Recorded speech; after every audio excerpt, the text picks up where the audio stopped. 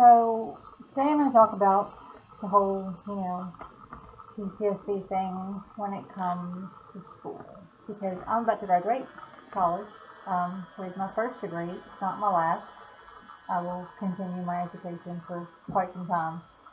Um, However, I was thinking about it the other day, and this is my last week of classes. Um, I will graduate on the 29th. I'll have the actual commencement ceremony on the 29th. And it's weird. Um, I've worked towards this degree for so long. I've wanted it for so long, really. When I was a kid, I wanted to be a psychologist so that I could not only understand myself, but also understand my family, understand people that I met, because people are a mystery to me sometimes. Um, but I always wanted to be a psychologist. And then when I noticed that my family is full of, addicts, that there's a lot of substance abuse in my family. My brother, obviously, an addict. My father is an alcoholic. There are several of his siblings that deal with addiction. Several of my cousins have struggled with addiction. I have friends that have struggled with addiction. Um, and it's hard and it's difficult. And I've always been curious about that. Why is my brother a drug addict? What made him turn to drugs? What made me, turn inward to my own mind? What made me develop post-traumatic stress disorder? And what made my brother develop substance abuse disorder? And I know that a link there is genetics, and I know that a link there is, our environment and our personal histories, but we have the same genetics, basically speaking, we're full-blooded siblings. So, we share a lot of genetic code. We also share a common experience in our childhood. We grew up in the same home. So, why did he develop this disorder and I developed this disorder? It's always been fascinating to me. And beyond that, just, I drink. I have drank on occasion. Um, it's not unusual for me to go to a wedding and have a glass of wine, for me to go out to dinner and have, some kind of cocktail, have a drink or two at a bar with friends. These aren't everyday occurrences. These aren't weekly occurrences. These aren't even monthly occurrences. But it happens. Right now, I have alcohol in my refrigerator that is designated for me. It's not the kind that my husband would drink. He drinks beer. He's very picky about beer, but he does drink beer, and I don't. I tend to drink those, like, vodka-based drinks that you buy in a six-pack the same way that you would beer, but they're not beer. I think technically they're malt beverages, but I'm not really sure, because I never really just cared enough to look into it. So, how come I can have one drink and feel no urge to have a second, a third, a fourth, a fifth, a 56th, in a row? I don't feel the urge to binge drink. I don't feel the urge to drink to the point that I am unable to function. Actually, I don't ever drink to that point, or at least I did on occasion in my youth, young adulthood. But I never liked that feeling. I never sought that feeling out. So why is it that I can drink in moderation and my father cannot? Why does his one beer become 12 in one sitting? Um, why does he exhibit emotional and behavioral disturbances when he is denied alcohol? You know, what made his drinking get to the point that when he was hospitalized, he went through withdrawal symptoms? What made my brother's substance abuse addiction get to the point, um, substance abuse and addiction get to the point that he went through the DTs, delirium tremens, when he was hospitalized once? Like, why? And the cute answer is obviously I was adopted. I wish that were the truth. I used to, kind of fantasize that I was adopted, but it may be that due to my history, I do not like the feeling of not being in control. Um, I don't know, but it's something that's fascinated me. It's something that I've always wanted to study, substance abuse in particular. And I'm so close to obtaining this goal. Um, Step one is almost complete, and it will be complete in 6 more days. So why? Why? Um,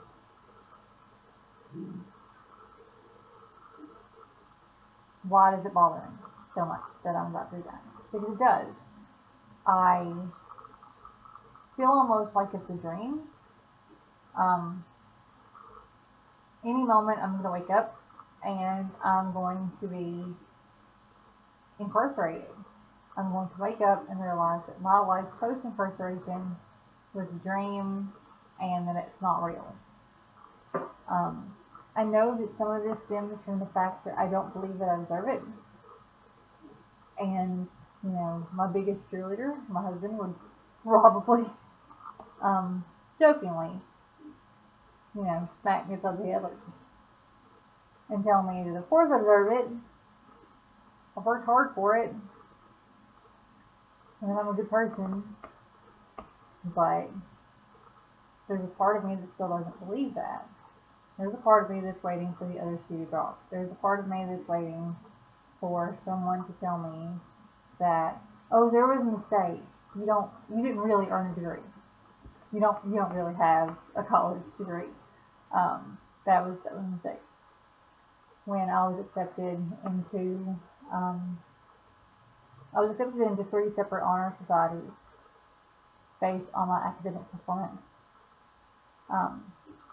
Some are general honor societies, some are very specific, and I was accepted into 2. One that is based on psychology, one that is only for psych students who are doing exceptionally well in the programs. The others are more generic, but one is very exclusive, and I was extremely just in awe when, I received a message from this organization saying that they would like me to become a member, based on my academic performance. That they don't have a lot of, there aren't a lot of people who maintain a 4.0 throughout college, and at the time, I had a 4.0. Right now, I have a 3.98 because I got 1 A minus. One of my final grades was A minus, so that took away from the, but still very high, like 0.02 away from a 4.0, which is damned hard to maintain, and based on that, uh, being recommended by a professor, I was in awe, and I couldn't believe it because that's not me. I don't get, you know, accepted into honored societies because that would be an achievement, and it's hard for me to accept sometimes that, I achieved this and I've worked this hard and then I'm actually going to be rewarded for it because it's strange to me. I'm not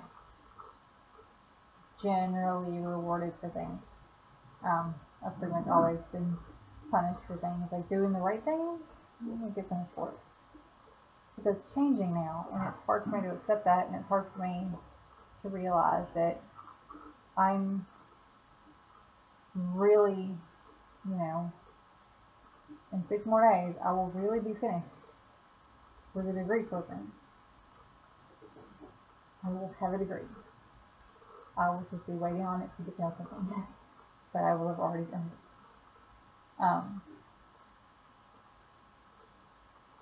I know. It's just weird, and I know it's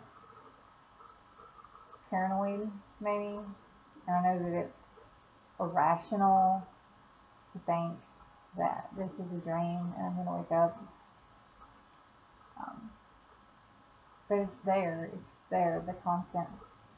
Like, I worked so hard at convincing myself that I'm a worthwhile person.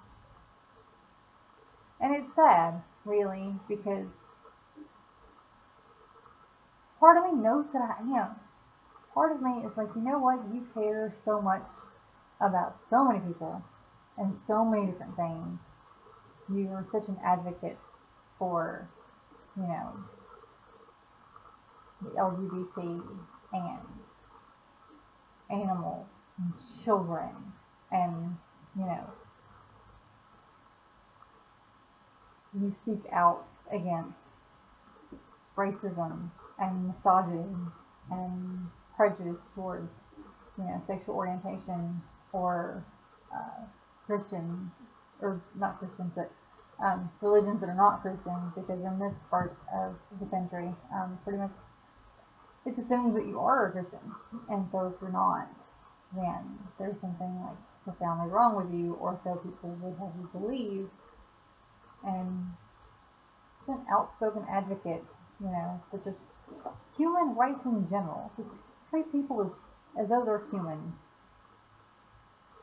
And that tells me, because I care so much, I'm so empathetic, like maybe overly empathetic, that I am a good person. But it's hard for me to really believe that because I've done bad things, and those bad things still haunt me. They always haunt me. And it seems very childish, but there's still a part of me that thinks, if I was really a good person, then wouldn't my family love me?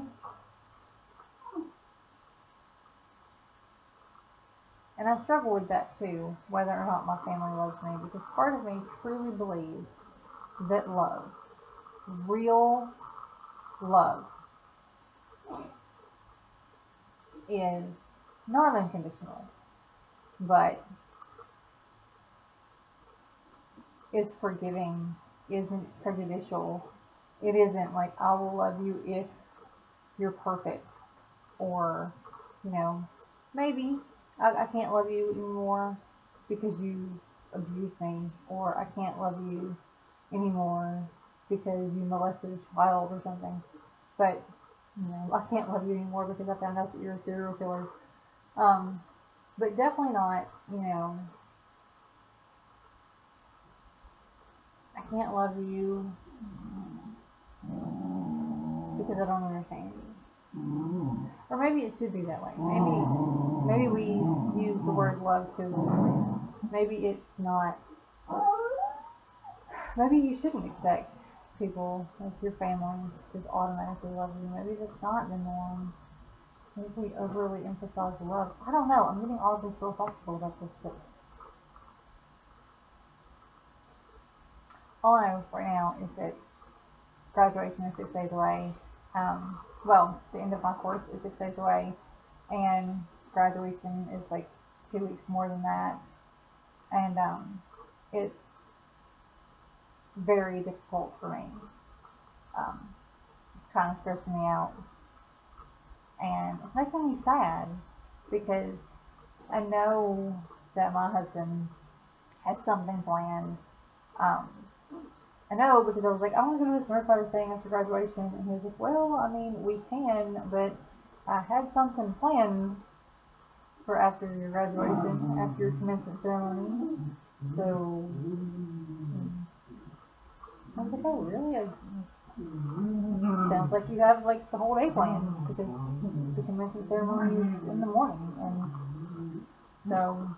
And I know that he's going to go out of his way to make sure that the day is really special for me because he knows how hard I worked for it.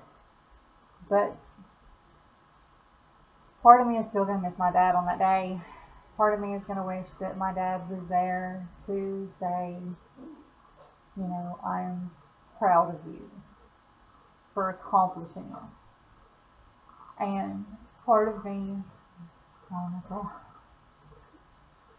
part of me wishes that, you know,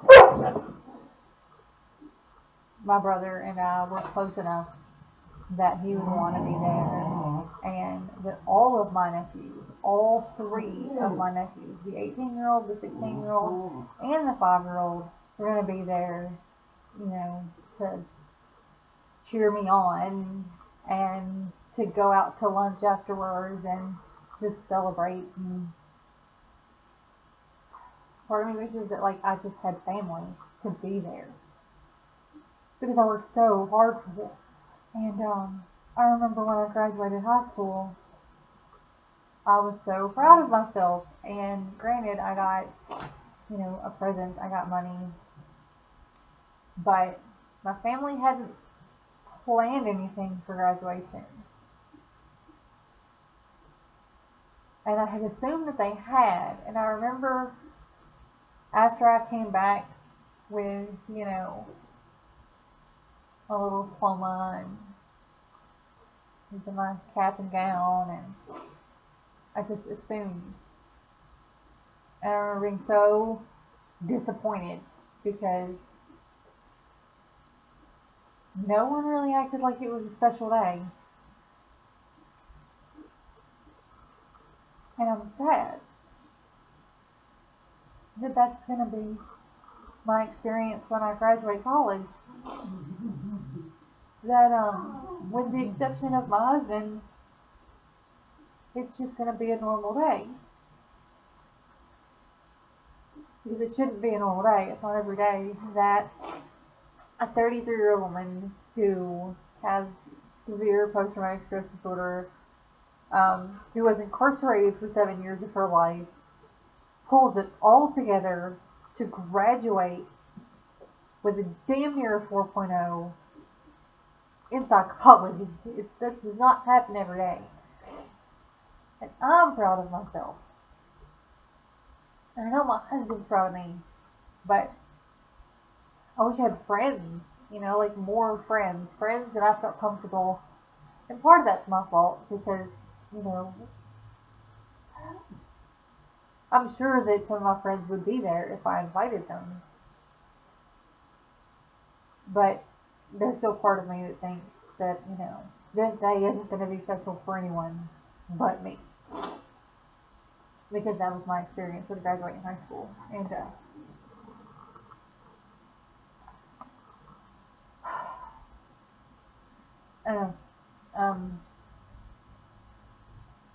took a sadder turn than I thought it would. But, that's what happens when you don't script.